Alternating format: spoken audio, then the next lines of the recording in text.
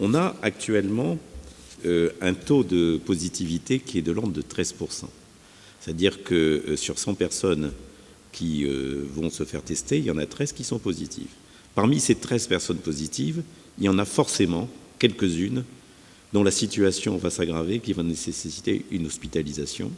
Et parmi ces quelques personnes hospitalisées, il y en a un petit nombre dont la situation va encore plus se dégrader et vont devoir être admis en réanimation. C'est malheureusement un enchaînement qui est quasi constaté avec des ratios qui sont quasiment toujours les mêmes. Donc ça veut dire qu'actuellement, 13% de taux de positivité, si on regardait ça avec nos yeux du mois de juin, on considérerait que la situation est grave et qu'on a un taux d'incidence, je vous disais tout à l'heure, qui est élevé, qui est supérieur à 150. Je vous rappelle que le seuil d'alerte était de 50. Donc on est encore dans une situation épidémique actuellement.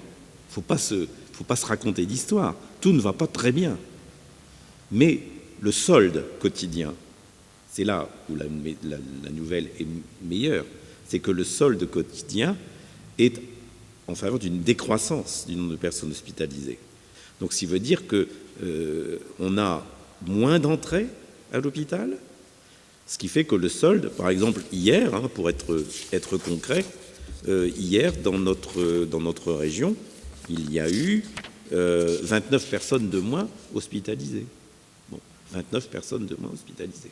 Mais ça ne veut pas dire que personne n'est rentré à l'hôpital. Il y a eu aussi des entrées, bien sûr.